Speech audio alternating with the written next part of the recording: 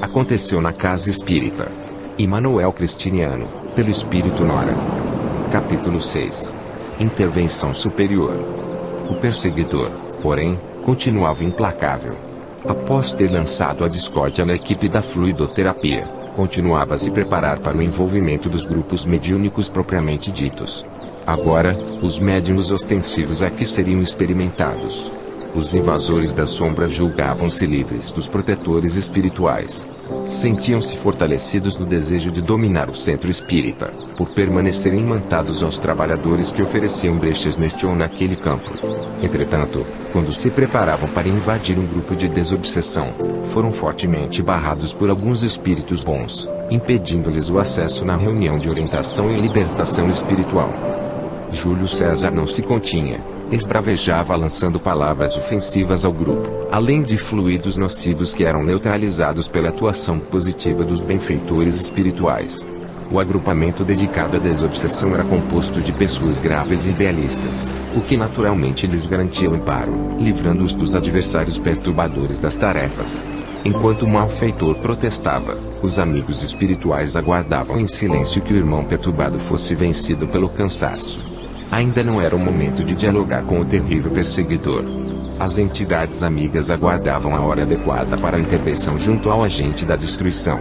Gonçalves afastou-se momentaneamente para dar algumas ordens aos outros espíritos desordeiros, quando o valoroso tarefeiro, fazendo-se visível, aproximou-se dirigindo-lhe carinhosamente estas orientações. Meu filho, a paz de Jesus te envolva. Desejamos te abraçar, falando-te do nosso desejo em compartilhar contigo das alegrias espirituais. Vejo em teus olhos sofrimento, em tua face amargura, tua alma pede socorro, estás cansado de lutas inúteis e de sofrimentos intensos. E do peito do benfeitor partiam jatos de fluidos amorosos, envolvendo o capataz do mal nas mais sublimes energias. O adversário, contudo, lembrou-se da advertência do chefe quanto às tentativas dos apóstolos da luz em tentar arrebatá-los e, em desespero, começou a gritar pelo nome do seu mestre, solicitando-lhe ajuda. O representante da discórdia, porém, estava por demais ocupado, esbravejando com os coordenadores espirituais da reunião de desobsessão, ficando impossibilitado de ouvir o pedido de socorro do camarada. A entidade amiga envolveu o auxiliar da discórdia em ternas vibrações e, porque não suportasse as irradiações amorosas, o contraste energético causou-lhe um torpor, uma sonolência irresistível, caindo, por fim, nos braços amoráveis do socorrista que o conduziu para uma das inúmeras reuniões de desobsessão do centro. A equipe espiritual superior almejava, com isso, oferecer aprendizado aos encanados, ao mesmo tempo em que agilizava a tarefa a socorrista, valendo-se do ambiente fluídico equilibrado, do amor verdadeiro e da imantação mediúnica que permitiria ao adversário permanecer parado, por alguns instantes, e em estado de lucidez para ouvir as palavras inspiradas do dialogador. O amigo espiritual que o amparou adentrou a sala bastante confiante, verificando junto aos companheiros de tarefa a possibilidade de atendimento naquela noite. Após saudação fraterna, fez este pedido. Caros amigos, temos um caso delicado que precisa de ajuda urgente. Este, a quem amparo cuidadosamente, trata-se do assistente de Júlio César, aquele que implantou um processo de infiltração neste templo. Conseguimos envolver este irmão em doces vibrações e precisamos atendê-lo neste momento, aproveitando o estado de adormecimento em que se encontra, graças aos nossos recursos magnéticos, para efetuarmos a ligação mediúnica. Sei das chances mínimas de uma libertação imediata. Compreendo o estado doente de sua mente, entendo o seu coração perdido na ignorância e mergulhado no ódio. Não ignoro, ainda, os pensamentos contaminados pela vaidade. Contudo, é preciso ajudá-lo nos primeiros passos para sua própria reabilitação. Permaneça enganado quanto ao nosso processo de reequilíbrio aplicado às criaturas perdidas no caminho. Guarda a ideia de que somos carrascos trabalhando em nome do Cristo. Aquele a quem mantém como chefe inventou mentiras, a pretexto de impedir-lhe o rompimento dos grilhões que o prendem às regiões inferiores. O dirigente espiritual da reunião, sensibilizado e consciente da urgência do caso, colocou o auxiliar da maldade na lista de atendimentos, enquanto valorosa equipe de cooperadores espirituais verificava, entre os médiuns presentes, os que ofereciam afinidade fluídica para o delicado atendimento. A sala mediúnica estava respeitavelmente preparada. Os medianeiros cultivavam sentimentos elevados. Inúmeros benfeitores providenciavam a segurança da reduzida assembleia dedicada ao sagrado intercâmbio espiritual. Esclarecimento, boa vontade e dedicação dos médiuns prometiam trabalhos intensos naquela noite. Dos fenômenos mediúnicos, nada se compara às realizações da mediunidade educada colocada a serviço do socorro espiritual. A reunião começou rigorosamente no horário previsto. O dirigente encarnado iniciou a sessão com breve leitura de um texto evangélico seguido de prece sincera, ligando-nos em agradáveis vibrações. Terminada a oração, o instrutor do nosso plano conduziu Gonçalves cuidadosamente ao médium socorrista que, sentindo as emanações do adversário, mantinha-se firme, cultivando bom ânimo para o serviço caridoso. 3 experientes tarefeiros na arte da desobsessão foram convocados para fortalecer o medianeiro, ajudando-o a conter os possíveis excessos do socorrido. Suspensas as vibrações controladoras, o discípulo da perversidade retomava vagarosamente a consciência, transmitindo ao porta-voz indescritível sensação de mal-estar. Vendo-se em ambiente estranho, recordando-se da abordagem do emissário do bem, rememorando a advertência do chefe, julgou estar em mãos inquiridoras. E em pânico iniciou a comunicação com estes gritos: socorro! Socorro! Estou preso! Querem me torturar! Não falarei nada, nem com 1 milhão de torturas. Meu mestre vai saber. Ah, se vai! Libertem-me! Libertem-me! Gritava infeliz, dando trabalho ao medianeiro, obrigando-o a dosar a voz, a fim de desempenhar o melhor possível a abnegada tarefa de socorro espiritual. Vocês não sabem com quem estão falando, sou o secretário das sombras, meu senhor. Quando souber, acabará com todos vocês. Ele é um grande representante de importante cidade espiritual das regiões inferiores. Sou seu servo predileto. Eu tenho costas quentes, não mexam comigo. Ordeno, libertem-me. Agora. Agora. Soltem as correntes que me aprisionam. Por quais mistérios me prendem a outra pessoa? E a mediunidade, não é? Claro, fui muito bem avisado. Maldita seja a mediunidade. Malditos sejam todos vocês.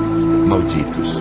O espírito perdia completamente o controle. Não fosse a mediunidade disciplinada, o atendimento seria praticamente impossível. E porque o adversário fez pequena pausa, promovida pelo cansaço do momento, as entidades amigas, verificando a necessidade de rigorosa intervenção, envolveram o dialogador, levando-o a falar de maneira inspirada nestes termos: paz e amor é o que desejamos àqueles que Deus nos envia. Meu irmão, você não está amarrado, muito menos preso. Permanecemos todos laborando em nome de Jesus, nosso mestre. Não pronunciei este nome perto de mim, meu mestre é outro. O Cristo quer nos enganar, nos enganar. Calma, meu amigo, disse o dialogador, imprimindo nas palavras afabilidade e doçura. O nome de Jesus representa a sublime bondade, o amor verdadeiro, aquele amor que você há muito tempo deixou de sentir, a amizade verdadeira que não solicita retribuições, o abraço afetuoso de alguém que nos ama. Lembra-se? Entregando-se à prática do mal, o amigo esqueceu que é filho de Deus e possui uma tarefa importantíssima para realizar: sua reforma moral. Tarefa. Tenho mesmo uma grande missão a realizar: a destruição desta casa. Vocês pensam saber de tudo, acreditam estarem protegidos, santos, não é? Nós vamos mostrar. Meu mestre é especialista em destruir casas como esta. Eu já vi inúmeros centros serem devorados pelos próprios espíritas. Esta casa será a próxima. Que venham as falanges inferiores, venham espíritos das trevas. O momento é nosso. Essa guerra já está ganha. Mestre, bradava o adversário, salva-me.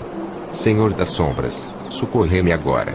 E enquanto o adversário da paz gritava, a equipe espiritual se fez visível, irradiando intensamente em benefício do sofredor.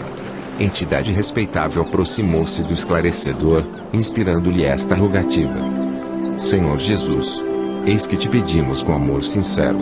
Estas simples palavras, envoltas nos mais sublimes sentimentos, impressionaram o perseguidor, calando momentaneamente, permitindo a atuação direta da equipe socorrista. Entidades amigas se aproximaram, aproveitando os extraordinários benefícios da oração, projetando em telas fluídicas imagens referentes à última encarnação do obsessor em atendimento. O invasor se reconhecia em valorosa empresa, desempenhando função importante. Via-se explorando os funcionários menos reconhecidos financeiramente. Abusando de moças ingênuas, autorizava abortos livrando-se da paternidade indesejável. Promovia voluntariamente demissões desnecessárias. Usava o poder para dominar, perdendo-se na noite dos vícios. Por conta disso, angariou para junto de si entidades malévolas, que o incentivavam ao desvario. E, de retorno à vida maior, a lei de causa e efeito o arrastou para a sinistra cidade. Os obsessores que o receberam exploraram-no a ponto de apagar-lhe da memória certas lembranças, convertendo-o em torpe servidor da maldade. Gonçalves estava assombrado, sentia-se usado pelos comparsas. E, humilhado, continuou em silêncio, ouvindo a petição do dialogador que seguia comovente, colocando nas palavras o próprio coração. Rogamos-te por este amigo e irmão. Não nos colocamos acima dele. Bem sabemos das nossas limitações. Imploramos-te humildemente. Compreende nosso companheiro, ajudando-o no despertar, a fim de colocar-se rumo ao próprio progresso. Também sabemos dos sofrimentos desta alma, nossa irmã, das noites tristes por que passa, da saudade que machuca, do frio que atormenta e da solidão que dilacera o peito. Quem sabe, na tua misericórdia, nosso irmão encontre a alegria de servir no campo do bem, recompondo e libertando-se dos erros do passado. E, reconhecidos no teu amor, eis que te entregamos a compaixão a este amigo, nosso irmão, solicitando-te, acolha em teus braços. Terminada a prece, o assistido parecia estar em êxtase. O coração fora invadido por vibrações amorosas. Pela primeira vez, em muitos anos, sentia-se respeitado, valorizado, querido, amado. E, lançando-se em profunda reflexão, lembrou-se do chefe perseguidor e instintivamente desejou fugir, surpreendendo-se quando notou os próprios amigos espirituais mostrando-lhe a saída, autorizando-lhe deixar o ambiente. Ajudado pela entidade que o trouxera à reunião libertadora, levantou-se, recebendo o abraço repleto de afeição, seguido destas orientações. Gonçalves, meu filho, disse o benfeitor, não estamos na condição de juízes implacáveis, não queremos que nos tenhas na conta de adversários. Desejamos estar unidos no amor de Deus, nosso Pai. É provável que guardes certas dúvidas a nosso respeito. Entretanto, amigo, saiba que, se ages com certa liberdade, é porque estás dentro dos limites das leis divinas. Cedo ou tarde tua atuação será impedida pelas leis universais. Desejamos com este processo de socorro acalmar-te, para dialogarmos mais de perto, advertindo-te quanto à responsabilidade de consertares o que vens estragando. Queremos que tenhas em nós amigos queridos, dispostos a ajudar-te na própria recuperação. Segue adiante, meu irmão, reflete sobre tudo o que viste, ouviste e sentiste neste ambiente, avaliando nossos propósitos. Sei que desejas ver-te livre de nós, entretanto, sabe que permaneces cativo da própria consciência. O quê? Perguntou o obsessor, interrompendo a fala da entidade amiga. Livre. Onde os instrumentos de tortura? A lavagem cerebral? Os carrascos encapuzados portadores de chibatas aos quais meu mestre se referia? Não dispomos de nenhum destes instrumentos, respondeu o amigo espiritual. O amor, a compreensão e o perdão são os nossos mecanismos de trabalho na seara do bem. És tu quem permaneces numa eterna tortura. Contudo, conta sempre com a nossa disposição em ajudar-te a encontrar o caminho de volta. Agora contigo, a decisão é tua, consulta a própria consciência. O obsessor saiu emocionado, contudo, orgulho e vaidade impediam-no de transformar-se intimamente naquela hora. Os instrutores da vida maior, responsáveis pela instituição, estavam satisfeitos, pois sabiam que a semente da verdade fora plantada e, no momento oportuno, haveria de germinar.